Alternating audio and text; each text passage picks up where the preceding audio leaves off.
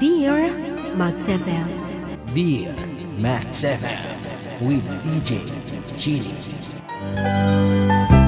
Ang pag-ibig talaga ay sumusulpot kahit saan at kahit kailan. Para siyang teleserye o drama na palaging may pasabog. Dear Max FM. Ako pala si Dre. Tubong Malaybalay, Bukidnon. I was 18 pa lang noon nung sumama ako sa uncle ko dito sa Jensen. Kung saan wala pang isang buwan ko sa Jensen, nakikita ko na agad ang babaeng nagpasabog sa nag-aalab kong pusong kumakabog. Siya si Rose, ang babaeng napusuan ko at naging asawa ko. Nagkakilala kami sa hindi inaasahang panahon at pagkakataon. September 26, 2014. Habang inaantay ko ang uncle ko sa Plaza General. Dakong mga alas 6 ng gabi. Isang pangyayari ang di ko malimutan. Natatandaan niyo pa ba yung pagsabog ng bomba sa plaza sa harap ng City Hall way back 2014? Andun ako noon sa pinangyarihan. Mabuti na lang, sa my round sitting place sa Balite Tree ako nakaupo.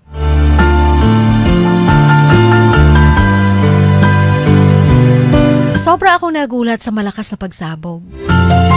Nakita ko na lamang nagsitakbuhan ng mga nasa plaza.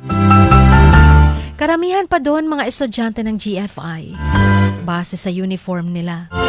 Sa di kalayuan, isang babayang umiiyak na parang ayaw nang kumalma.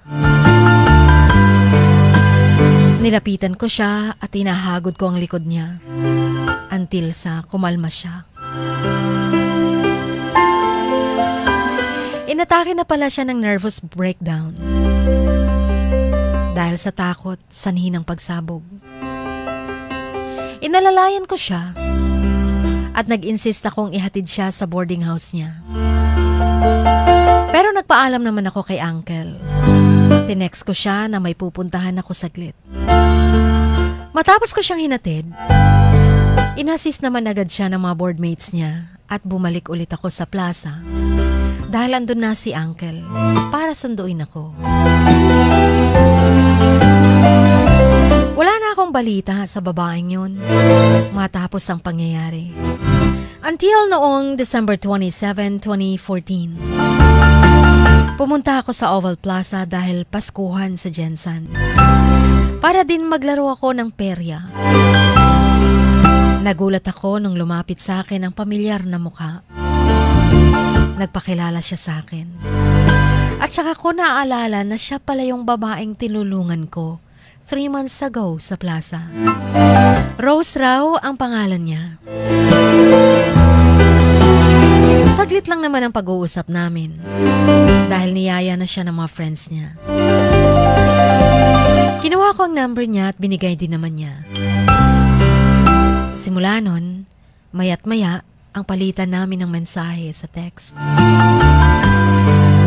Naging mabilis na ang sumunod na nangyari. Niligawan ko siya. At naging kami.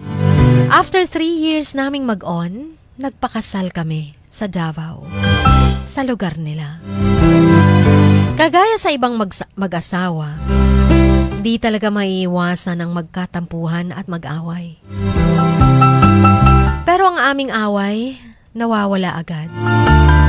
Nauuwi sa lambingan at pagpapatawad. Matagal din, tsaka kami biniyayaan ng anak. 5 years after sa kasal namin. Tsaka pa nabuntis si Mrs. Sobra kaming excited na makasama na si baby. Lalo na't 5 years namin yun inantay. 7 months pa lang ang tiyan ni Mrs. Pero naka-ready ng mga gamit ni baby. Kompleto na lahat, maging ang inumin at kakainin ni Mrs. sa panganganak niya. Dinadahan-dahan ko ng pinaghahandaan. September 20, Iniluwal ng asawa ko ang malusog na baby. Pero nagulat ako sa pasabog ng tadhana na kailanman hindi ko napaghandaan. Inatake si Mrs. ng nervous breakdown niya during sa kanyang panganganak. At ang sabi, naubusan ng dugo. Hindi ko alam kung dapat ba akong magbunyi dahil sa blessing na dumating dahil sa aming baby. O dapat akong humagulgol sa iyak dahil sa pagkawala ng aking kabiyak. Ilang buwan pa lang ang nakalipas, kaya ang sakit di pa tuluyang kumupas. Kaya pala matagal kaming nabigyan ng anak para ma-enjoy at ma-cherish namin ang panahon na kaming dalawa lamang ang magkasama. Kaya siguro pinaghandaan na namin ang mga damit at gatas na inumin ni baby. Dahil mag-isa pala akong magpapalaki kay baby. Kaya siguro maaga kaming pinagtagpo dahil maaga din siyang maglalaho. Kaya siguro every time na kumain kami, gusto ni Rose na palagi kaming sabay.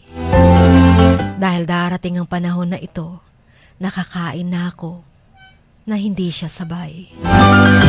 Sabi ng mga kaibigan ko, okay na daw yung klase ng pag-iwan sa akin ni Rose.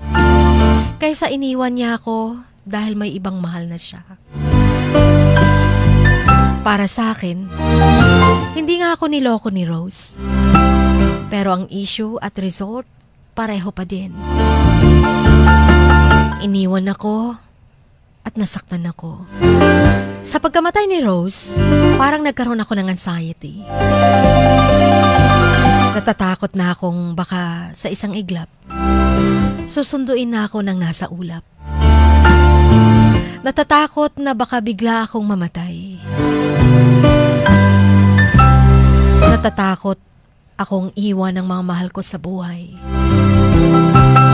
Natatakot akong baka sa pagising ko, ang mga masasayang alaala sa nakaraan ay magiging bangungot sa kasalukuyan.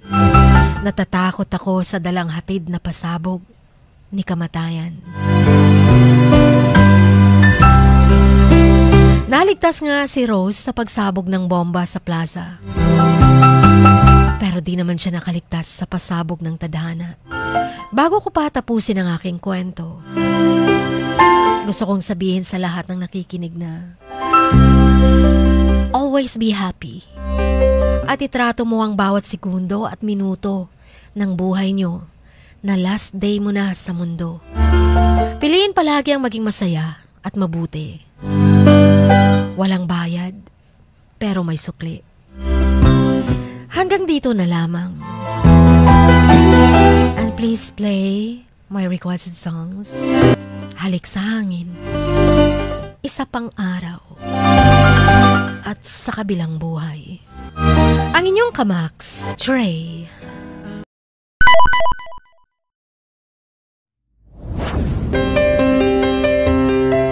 Sing like no one is listening. Love like you've never been hurt. Dance like nobody is watching. And live like it is heaven on earth. Dear Max FM. Dear Max FM with DJ Chini. Samahan si DJ Chini tuwing 1:00 hanggang 3:00 ng hapon, Lunes hanggang Biyernes sa Dear Max FM. Dear Max FM with DJ Chini. Ipadala na ang sarili niyong kwento, matuto ng leksyon at gawin itong inspirasyon. Dear Max FM with DJ Chini.